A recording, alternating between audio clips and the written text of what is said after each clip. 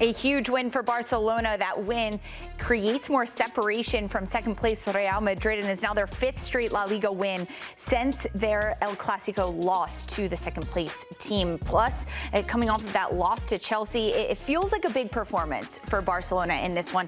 How significant was it? What kind of statement did this performance from Barca say today? Yeah, I think with the way that their season has been so rocky, I think, until now, I know that's kind of ridiculous to say. They were the league leaders coming in, but so many goals, breaking the offside trap. They just look much more vulnerable this year than they did last year. The expectations were higher. Correct. Right. They came in to this season as the reigning champions, as the Champions League semifinalists, with Lamine Yamal taking another step forward, and yet they've had such a rocky start to this season.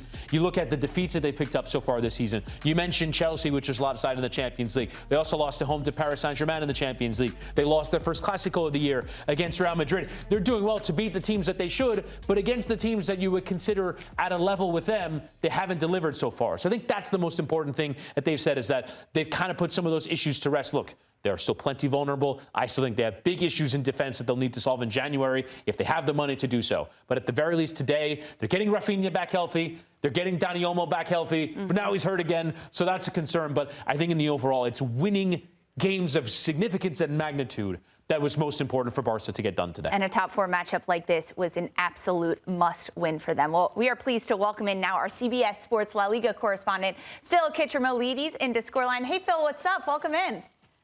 Hi, good evening, guys. Good to have you with us. You called this game this afternoon in Spain, and we got to chat with you about it yesterday. So how was the call? Was this match what you expected? Kinda. It was actually a really similar game to Barcelona's match against Alaves at the weekend, which I also did. Alaves scoring inside 1 minute and Atletico Madrid scoring after 19 minutes, and then Barcelona getting themselves in front, then holding on a little bit towards the end before scoring in injury time to win 3-1. Exactly the same scoreline, and broadly speaking, the same pattern of the game as from Saturday. Obviously, Atletico Madrid scored first because they score first in every single league game they play, and Barcelona tend to come back. I think this is the fourth or fifth comeback they've done in La Liga so far. So, yeah, I think I agree with what Chris was saying. This is kind of like a statement victory because they hadn't won a big game so far this season, and that was something that was repeated over and over again in the build-up to this match. The games and the results against Chelsea, PSG, Real Madrid all made their own different kind of wounds in the Barcelona psyche. So it was important for them mentally to get a victory against a big team. There are still question marks here against Barcelona, and they are still being hurt in a very similar way by almost every single team that plays against them is creating the same kind of chance and scoring the same kind of goals. But hey, Barcelona defensively last season weren't amazing, but offensively they were extraordinary. So are they just going to outscore everyone again like they did last season? It's a very, very, very risky thing to attempt to do. But that's what they did. That's what they did tonight, because Atletico Madrid had two really good chances, unbelievably good chances to level things up, which they didn't take. And then Barcelona scored late on to make it 3-1. So overall, Barca was the better team. Pedri was superb. Raphinha brings something to the team. It's almost like a completely different team when he plays, genuinely. I mean, really positive for Barcelona. But the same questions remain defensively.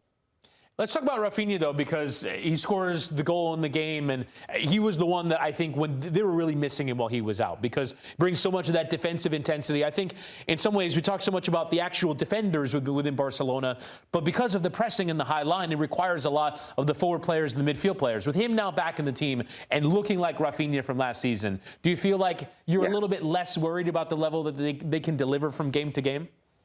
Yeah. Absolutely, genuinely, he makes such a big difference to this Barcelona team. There was a great moment at one point in the second half when he was pressing high up the pitch, tearing up the pitch like a madman, trying to close down opposition players. And he looks around and he sees that none of his teammates doing the same, and he just turns around and goes, "Guys, what are you doing?" Throws his hands up in the air, really frustrated. And then he was asked about that in a flash interview of pitch side afterwards, and he said, "We saw you do these angry gestures towards your teammates, And he said, "Yeah, we need to press. We need to press, because if we press, then we get the ball closer up to the opposition's goal, and that's good for us, and that's what we need to do." So listen, Raphinha has this energy. It's infectious, or it should be infectious. It wasn't on that occasion. That's why he was so angry. But he does have this energy. But he's got leadership and he's got personality to come out and say, guys, we need to be doing this. I don't care who you are. I don't care if you're Robert Lewandowski or if you're Lamine. You need to be pressing with me because this is the team idea. And also Raphinha spoke after the game and spoke about the idea of what the team need to do. We all need to buy into this idea. And that's absolutely key as well, because if you're playing in this kind of system, nobody can switch off. Nobody can not do it. Everybody needs to go together to press. And Raphinha is key to that. So, yeah, really important for Barcelona to get him back. Barcelona started the day at the top of the table, Phil, but it was a lot closer before this final whistle blew. Just 3 points separating Atletico Madrid to Barcelona. And now the separation is even farther, 4 points ahead of Real Madrid. How does this set Barcelona up for success over the next couple weeks of play? Yeah, this is why, I mean, Lisa, we call these kind of games 6-pointers because it's not just the 3 points that you win, it's the 3 points that your direct rivals do not get. So they have now moved 6 points clear of Atletico Madrid, who were and are and will remain a direct rival for the championship for Barcelona. Real Madrid playing tomorrow, really tricky game in Bilbao against Athletic Club, where things are always tough for them.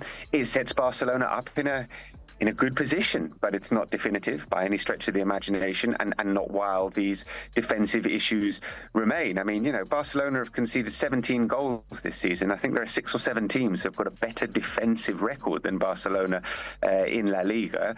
I think teams will know that they can be hurt, but they have to try and figure out a way to stop the attacking prowess. I mean, Barcelona also missed some clear chances today.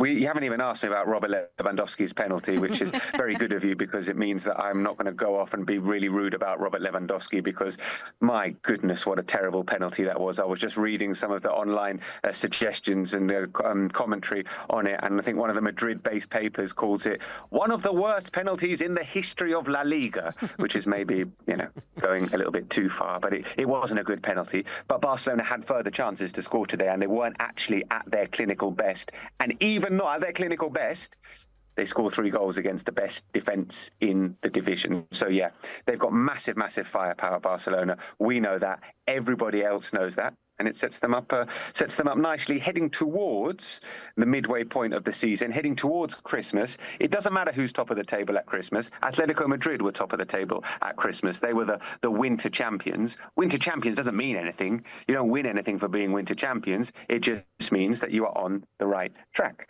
And Barcelona at the moment are on track to be winter champions. But let's talk about Atletico, last year's winter champions, as it were. In terms of what this result means for them, we've seen over the course of this year, they're trying to transition. I think they used a lot of the new players they bought in over the last 18 months. You mentioned the big chances that they had. Thiago Almada, probably the best of the lot when he rounded the keeper and, unfortunately for him, fired wide. But what do you make of their sort of evolution in this new era with all these players that they've brought in? Yeah, I mean, it's kind of similar to what happened last season. Last season they brought in loads of new players and they had a really poor start to the season, and then they went on a 16-game winning streak and they ended as winter champions. I'm going to keep saying that until it becomes a thing, winter champions, winter champions. Anyway, this season, very, very similar. Lots of new faces, start the season poorly. And then Cholo figures out who needs to play where. I think it's significant. Alex Baena was missing at the start of the season, and he is an absolutely key player. Scored the goal today for them, but he is really, really important. And for him to go off injured today was a big blow for Atletico Madrid. I think this is a team that can play football, that can control matches, that can score goals. I'm a little bit worried about Julian Alvarez, a little bit worried. I know maybe we have really, really high standards for him, but his numbers are concerning, particularly away from home. He's only scored 1 goal in the last 15 away games, and it's poor from a player of his ability. He's actually only scored 1 goal, I think, since the end of September in the league. So, he needs to up his numbers, and he didn't have a touch in the Barcelona box in the first half today. So his performance was a little bit concerning. But yeah, Alex Baena is a terrific player who will help a lot. Nico Gonzalez will know him well, Chris, and he's a player that can bring a lot to this team as well. Giuliano Simeone has catapulted himself into the starting 11 and become absolutely undroppable as well. So there are a lot of good members and good elements to this Atletico Madrid team. But if you go to the Camp Nou, you create the chances that they created and you don't take them, then you're going to be in trouble. And that's what happened today.